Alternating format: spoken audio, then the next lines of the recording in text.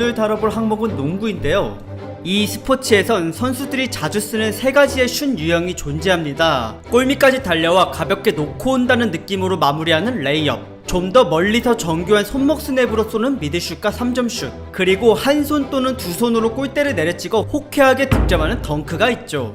이 중에 가장 임팩트가 큰 슛을 고르라면 당연히 덩크가 되겠는데요. 만약 경기 도중 상대편을 앞에 두고 하는 In Your Face 덩크가 나온다면 그 순간 코트는 관중들의 함성으로 가득 찰 것입니다. 이번 영상에선 그 함성 소리를 가장 많이 내게 한 블레이크 그리핀 선수에 대해 소개할 것인데요. 한때 그는 루키 시절의 NBA 베테랑 선수들을 덩크 하나로 초토화시킨 뒤 21세기 최고의 신인 선수로 각광받았던 적이 있었습니다. 13살 때부터 처음으로 시작하게 된 그의 덩크는 NBA에 입성하고 나서부턴 역사상 그 어떤 덩크왕에게도 밀리지 않을 정도로 시원하고 박진감이 넘쳤었는데 그 위력이 얼마나 대단했는지 지금 바로 살펴보도록 하겠습니다. 그리핀은 1989년 미국 오클라호마주의 오클라호마 시티에서 태어났으며 흑인인 아빠보다 백인인 엄마 쪽 혈통이 더 많이 발현된 혼혈 아이였습니다. 어릴 때 자신보다 2살 더 많은 친형과 같이 홈스쿨링으로 엄마에게 교육을 받았었는데요. 그녀는 그리핀 형제에게 항상 근면함과 친절 그리고 관대함을 강조하였다고 합니다. 한편 아빠가 전직 농구 선수다 보니 아들들은 자연스레 스포츠를 접하게 되었고 농구뿐만 아니라 야구와 미식축구 등을 골고루 배웠었는데 고등학생 때부턴 NBA를 목표로 삼고 농구에만 집중하기 시작했습니다. 2003년에 친형이 다니고 있었던 오클라호마 기독교 고등학교에 입학하였고 그곳 농구부 코치였던 아빠의 지시에 따라 형과 함께 고교리그 경기를 뛰게 되었습니다. 코트 위의 두 형제 콤비 플레이는 대단했으며 그 와중에 동생 블레이크 그리핀의 돌파와 덩크는 상급생들을 기죽일 정도로 굉장히 빠르고 저돌적이었는데요. 압도적인 피지컬과 아빠로부터 훈련받은 탄탄한 기본기 덕분에 신입생 첫 03-04 시즌을 단 한 번의 패배 없이 우승하였고 그 다음 시즌도 연달아 리그 우승을 했는데 이때는 딱 2번밖에 지질 않았습니다. 그러고 나서 팀의 주장이었던 친형이 곧바로 오클라호마 대학교를 진학하자 그 자리는 동생 그리핀이 받게 되었고 형의 빈자리가 느껴지지 않도록 최선을 다한 결과 단 1패만 내주면서 3연속 오클라호마 주 챔피언을 차지해냈습니다. 거기에 이어서 그 다음 시즌까지도 우승을 해버리고 마는데요. 이때는 고작 3패밖에 안 했으며 그는 4년 동안 총 전적 106승 6패 그리고 4연속 우승과 함께 고교 농구 시절을 최고의 성적으로 마쳤습니다. 졸업 후엔 친형이 다니고 있던 오클라호마 시티 대학교로 진학하였고 고등학생 때처럼 형과 함께 대학 1부 리그 경기를 뛰게 되었으며 이 시점부터 그리핀의 이름은 미국 전체로 퍼지기 시작했습니다. 빅맨치고는 안정적인 드리블과 빠른 스피드 그리고 어마어마한 점프 능력은 곧바로 강력한 덩크로 이어졌고 그뿐만 아니라 멀리서 미드슛까지 쏠 줄 알았기에 신입생임에도 불구하고 팀 내 득점 1위를 달리면서 팀을 전체 대학 64강 토너먼트로 이끌었습니다. 하지만 대회는 32강전에서 패배했고 이에 분했던 그리핀은 NBA로 진출해도 됐음에도 불구하고 대학리그 챔피언을 차지하기 위해 팀에 잔류했는데요. 이 약물고 0809 시즌을 뛰었더니 12연승을 기록함과 동시에 또다시 64강 토너먼트에 진출하였고 이번엔 8강까지 올라가는 성과를 냈습니다. 비록 우승은 못했지만 평균 22.7득점, 14.4 리바운드, 슛 성공률 65%의 엄청난 대기록을 세움으로써 대학리그 최고의 공격수로 인정을 받았고 그 결과 매년 각 6개의 스폰서에서 주는 올해의 선수상들을 혼자서 전부 차지하는 쾌거를 이루어냈는데요. 고등학생 때처럼 대학 시절도 성공적으로 마친 그리핀은 곧바로 언론의 집중을 받으면서 2009 NBA 드래프트에 참가하였고 거기서 LA 클리퍼스 팀에게 1등으로 뽑힘으로써 과거 자신이 NBA 선수가 되겠다는 꿈을 확실하게 이루어냈습니다. 정규 시즌이 열리기 전인 프리시즌에는 항상 서머리그가 개최되곤 하는데요. 여기에는 NBA 드래프트를 거쳤던 무명 혹은 신인 선수들이 주로 참가하며 자신의 기량을 시험해보고자 하는 이들 중에는 그리핀 또한 포함되어 있었습니다. 그의 득점력은 전체적으로 더 좋아졌으며 무엇보다 놀라운 건 3점슛을 대학 때보다 더 자신있게 쏘고 있는 것이었습니다. 비록 성공률이 높은 건 아니었지만 노마크 때 골로 연결시킬 수 있다는 것 자체만으로 그리핀의 공격 루트는 더 추가되었으며 다양한 방식으로 팀의 득점을 이끈 결과 그는 손쉽게 서머리그 MVP를 차지하였습니다. 이로써 그리핀은 NBA 정규 시즌에서도 충분히 좋은 활약을 할 것이라는 평가를 전적으로 받게 되었는데요. 일기양양한 그리핀은 그 이후의 시범 경기마다 날아다녔고 매번 박진감 넘치는 덩크를 꽂아대곤 했으나 착지 과정에서 왼쪽 무릎뼈를 부상당하는 바람에 수술을 하게 됐고 그렇게 기다리던 90 시즌을 허무하게 통째로 날리고 말았습니다. 그렇게 결국 그는 10-11 시즌에 유급생 루키로 데뷔하게 되었습니다. 쉬는 동안 몸 상태를 회복시키고 기술을 한층 더 업그레이드 시킨 결과 그리핀은 첫 데뷔전 때 20득점 14리바운드 기록을 뽑아내며 성공적으로 스타트를 끊었고, 그 후 한 달도 안 돼서 한 경기에 44득점 15리바운드 7어시스트라는 어마무시한 대활약을 펼쳤는데요. 상대편이 블락을 할 엄두도 못 낼 정도로 강하게 휘둘러 찍어 누르는 그의 덩크와 골밑에서의 몸싸움은 마치 폭주 상태의 한 마리 야수를 풀어놓은 듯한 모습이었습니다. 그리고 일반적인 파워포워드답지 않게 드리블과 볼 간수 능력은 매우 안정적이고 현란했으며, 드리블 도중 한 바퀴 빠르게 돌면서 공격하는 그의 주특기 스핀 무브와 거기서 파생되어 나가는 레이업 혹은 덩크는 상대편 베테랑 선수들조차 막기 힘들어했습니다.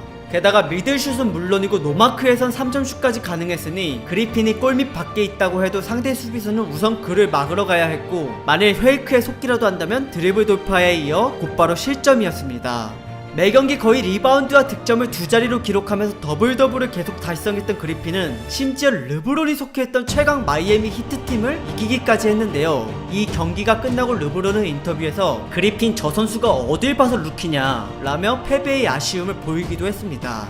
볼 핸들링이 능숙한 덕에 1대1 공격에선 항상 자신만만한 모습을 보였으며, 거기에 이타적인 성향과 넓은 시야까지 갖추고 있어서 오픈 찬스인 동료를 발견한다면 어시스트를 잘 뿌려줬었고, 이런 올라운드의 능력이 골고루 발휘되다 보니 한 경기에서 무려 47점이라는 루키 시즌 최고 득점을 달성하기도 했습니다.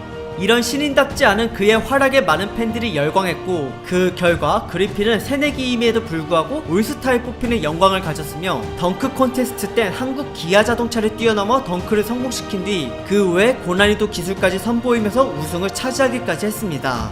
전반기에 훌륭했던 그의 경기력은 올스타 이후에도 꾸준했는데요. 시즌이 끝난 뒤에 그리핀은 만장일치로 신인왕의 자리에 올랐고, 평균 22.5득점, 12.1리바운드, 3.8어시스트는 이제껏 21세기 신인왕들 중에서 가장 최고임을 입증하는 수치였습니다. 그렇게 그리핀은 부상 염려를 떨쳐내고 82경기 모두 선발로 소화해냄으로써 최고의 루키 시즌을 마무리했습니다.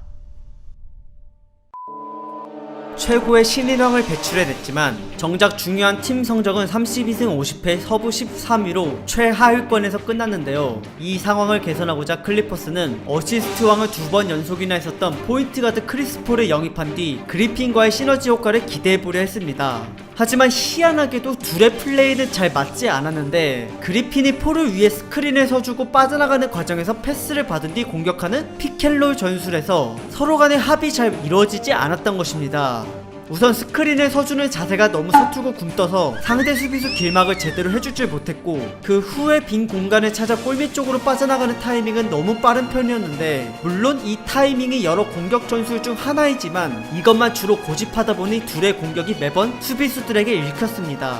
게다가 이젠 상대팀들은 그리핀에 대한 공격 패턴을 파악하기까지 했는데요. 주특기였던 스핀 무브 후 슛하는 과정에서 한 명 더 도운 수비를 붙임으로써 그리핀의 1대1 공격을 어느 정도 제어하기 시작했습니다. 그러나 다행히 크리스폴과의 피켓롤 플레이는 점점 나아졌고, 그리핀을 도와준 팀 동료들의 수준도 저번 시즌보다 더 좋아진 덕분에 클리퍼스는 6년 만에 플레이오프 무대를 밟을 수 있었고, 비록 2라운드에서 4대0으로 완패했지만 핵심 멤버들끼리의 팀워크가 어느 정도 맞춰졌기 때문에 충분히 우승을 노려볼 수 있는 전력이 되었습니다. 5년의 시간이 흘러 17-18 시즌, 그동안 클리퍼스는 예상대로 정규 시즌 4등 안에 꼭 들었고 챔피언을 두고 경쟁하는 플레이오프에 항상 진출하였습니다. 하지만 2라운드에서 번번이 가로막혀 그 다음 단계인 서부 컨퍼런스 파이널로 나아가지 못했는데요. 그 원인들 중 하나는 그리핀의 수비에 있었습니다. 그리핀은 이젠 크리스폴과의 피켓롤 플레이를 눈 감고 할 수 있을 정도로 능숙해졌고, 자유투와 미드슛 그리고 3점슛 성공률이 많이 개선되었지만 수비할 때 몸싸움과 블락을 하는 타이밍에선 불안한 모습을 많이 보였습니다. 몸싸움이 밀리는 건 2년차부터 체중을 감량했기 때문인데요. 신인 시절은 120kg가 넘었는데 그 체중을 계속 달고 가다가 무릎이 못 버티고 부상당할 확률이 높기 때문에 몸싸움을 밀리더라도 감량은 필수였습니다. 그리고 그의 팔은 비슷한 키의 다른 선수들에 비해 유난히 짧은 탓에 블락이 쉽지 않았고, 거기에 더해서 상대방 슛 타이밍까지 잘 캐치하지 못하다 보니 어렵게 득점해서 쉽게 실점하는 경우를 많이 겪었습니다. 게다가 그리핀의 몸 상태는 항상 최상이 아니었는데요. 그 원인은 커리어 초반기에 자주 보여줬던 과격한 덩크 때문이었습니다. 그는 자신의 앞에 누가 있든 상관없이 인유어 페이스 덩크를 냅다 꽂곤 했는데, 문제는 내려올 때 거의 한쪽 발로만 착지하다 보니 점점 체중을 지탱하는 무릎과 발목이 위험해지고 있었습니다. 그뿐만 아니라 상대 수비수들은 그리핀이 점프할 때마다 과격하게 밀쳐서 부상을 유도하는 일이 은근 많았는데, 그렇게 점프 중 무방비 상태에서 밀쳐져 몸이 쏠리게 된다면 불안전하게 착지할 것이고, 그 과정에서 발목과 무릎 근육이 부러지거나 찢어질 확률이 높아질 수밖에 없었습니다. 그 외에도 공을 주스러 가다가 혹은 골밑에서 몸싸움 도중에 예상치 못한 크고 작은 부상을 당하기도 했는데요. 경기가 끝나면 항상 몸이 멍투성이었던 그리핀은 점점 골밑을 벗어난 곳에서 슛을 하게 되었고, 과거 한 경기당 3개가 넘었던 덩크 빈도는 점점 줄어들었으며 결국 16-17 시즌엔 경기당 한 번 골이 되어버렸습니다. 리그 최고의 덩커로 유명했지만 어쩔 수 없이 덩크를 줄여서라도 하체 부상을 피하려 했던 그의 노력은 15-16 시즌부터 물거품이 되었는데요. 2015년 12월 25일 경기 도중 허벅지 앞쪽 근육이 찢어지는 바람에 수술을 하게 되었고, 그로 인해 3개월 넘게 결장을 하고 말았으며, 그 와중에 자신의 경기력을 비난했던 팀 스태프를 주먹으로 때리다가 손뼈에 금이 가기도 했습니다. 게다가 16-17 시즌엔 허벅지에 이어 무릎 수술을 하게 되었고, 플레이오프 도중에도 발가락 부상을 당해서 팀은 1라운드에서 탈락하고 말았습니다. 잦은 부상으로 스피드는 떨어졌고, 초창기에 저돌적으로 밀어붙였던 공격 성향은 이제 많이 사라졌으며, NBA 최고 파워포워드가 될 것이라는 극찬을 받았던 루키 때의 영광은 다 수그러들었습니다. 게다가 팀의 핵심 멤버였던 크리스 폴은 6년 동안 제자리 걸음만 했던 클리퍼스에 실망했는지 우승을 노리고자 다른 팀으로 떠났고요. 이렇게 절망적인 상황 속에서 그리핀은 17-18 시즌을 시작하였는데, 이제 겨우 한 달 넘어갈 때쯤 또 다치고 말았습니다. 볼 경합 도중 일어난 무릎 부상은 이젠 더 이상 클리퍼스가 그를 데리고 갈 수 없음을 결정짓게 된 계기가 되었고, 결국 시즌 도중 그리핀은 디트로이트 피스톤즈로 트레이드 되었는데, 당시 그의 나이는 28살이었으며 전성기를 되찾기엔 몸도 마음도 약해진 어정쩡한 상황에 놓여 있었습니다. 평범한 선수로 전락해버린 그리핀. 그러나 18-19 시즌엔 반전을 일으켰습니다. 팀의 득점을 책임지면서 처음부터 4연승을 쟁취해냈고, 그 중엔 커리어 최고 득점인 50득점을 낸 경기도 있었습니다. 비록 덩크는 2경기에 한 번 볼까 말까 할 정도로 빈도가 더 줄었지만, 이젠 골밑뿐만 아니라 3점슛과 미드슛, 그리고 어시스트 부문에서도 능숙하게 점수를 낼 수 있는 완벽한 올라운더형 파워포워드로 변했는데요. 그로 인해 상대 수비수는 막아야 할 선택지가 많아졌고, 동시에 그리핀의 공격은 더 원활해졌습니다. 빅맨이 3점슛도 유능해야 한다는 현대 농구 트렌드에 잘 녹아들은 그리핀은 18-19 시즌 때 평균 24.5득점의 커리어 하이를 찍었고, 2015년 이후 4년 만에 올스타에 뽑히는 등 그렇게 제2의 전성기를 맞이하게 되었습니다.